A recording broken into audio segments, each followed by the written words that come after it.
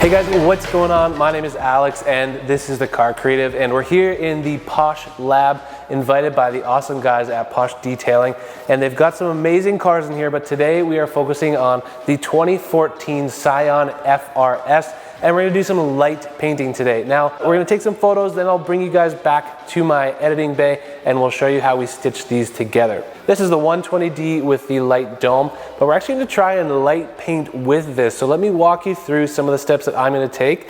We are gonna use this to create kind of our foundational layer. Once you have your frame lined up, you set up your tripod because you need your camera to be very, very still. Some of the settings that you need to focus on is having a very slow shutter speed. So we have our shutter speed set to 30 seconds. Then we've got an aperture of 8, and my ISO is at 320. Some other things you really want to make sure that you're doing is make sure that your color temperature is set to the same color temperature. You do not want auto white balance. The reason for that is because you're going to be stitching together a bunch of different photos. You want it to be the exact same color throughout.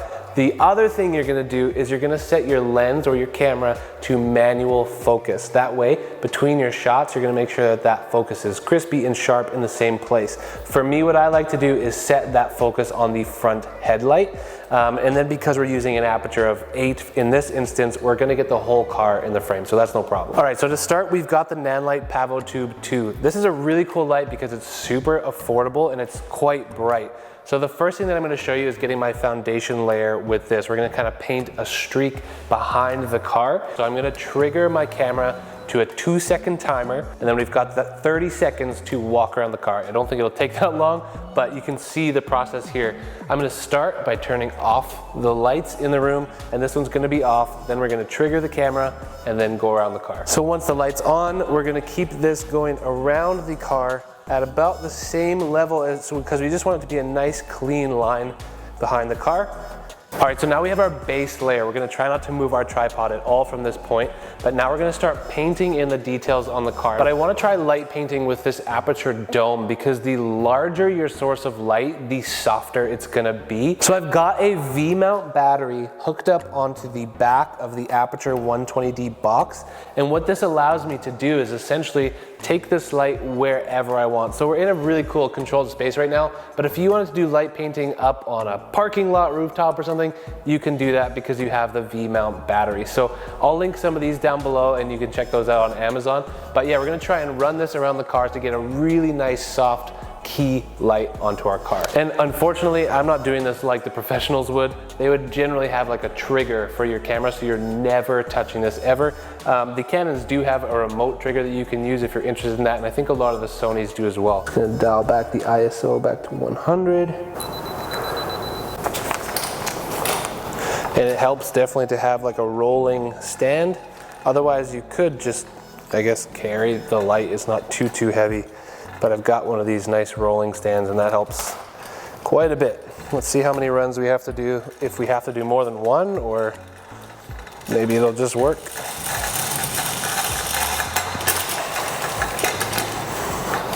All right, how did it turn out? Ooh, that looks sick. Okay, so as you guys can see in this image, I did one run with the Aputure 120D in the light dome, and the car looks fantastic in my opinion. I think that it's really evenly lit. Now, one last thing we need to do is get the car on so we can get a good shot of the headlights and the tail lights. Let's take all these photos now back to the office, stitch some of these together, and see how it turns out. Once you have all of your images in Lightroom, I've selected mine with 4 stars, and I'm going to select all of those, and we're gonna right click those 3 images. We're gonna go up to edit in, and then we're gonna open as layers in Photoshop. This is important because then it just already stacks it for you in Photoshop. So as you can see here in Photoshop, I've got my 3 layers and I've labeled them as background/base layer. We've got our key light layer, which is the one that we brought the Aputure light over. And then we've got the additional headlights and taillights layer. Now, the first thing you wanna do when you bring your photos into Photoshop is select all of your layers, come on up to edit, and then you're gonna hit auto align layers. hit auto there, okay. And what this is gonna do is that just in case when you were hitting that shutter button, just in case your tripod did move at all, this is just gonna realign all those layers so that they're perfect. Now what I do here is I'm going to mask my key light layer. So you come down, hit this little mask button here, and then I'm going to invert it because we just wanna paint in the light paint of the car. So I'm gonna hit B to get my brush. Then if you hit X, it'll go between your white and dark swatches. Now because we've got a black layer, we wanna paint back in white. So our opacity is 100 and our flow is 100 on our brush. And then what we're gonna do is we're just gonna paint this layer in. So I'm actually not gonna be too particular yet because I'm just gonna get back all the details that I can from this layer. So even around the edges, you'll see I don't care too much because I'm gonna come back over those edges and paint them back in how I want them.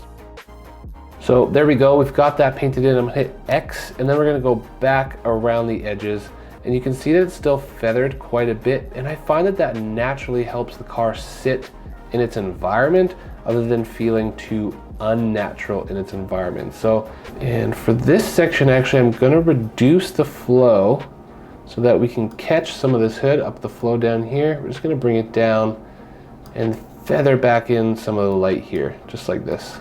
So we still get exposure, but it looks natural.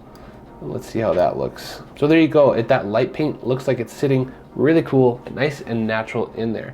Now the headlights is really fun because it's actually really easy to bring this layer in.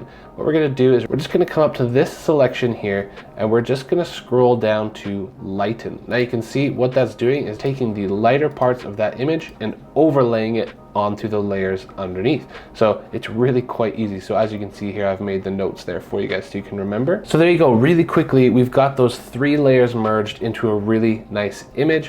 One thing I will do on this headlights layer is you can see it's kind of brightened up this corner. So I'm actually going to add a mask. Because we have a white layer, we want to paint away black. So we're just going to paint this away so that it looks nice and natural.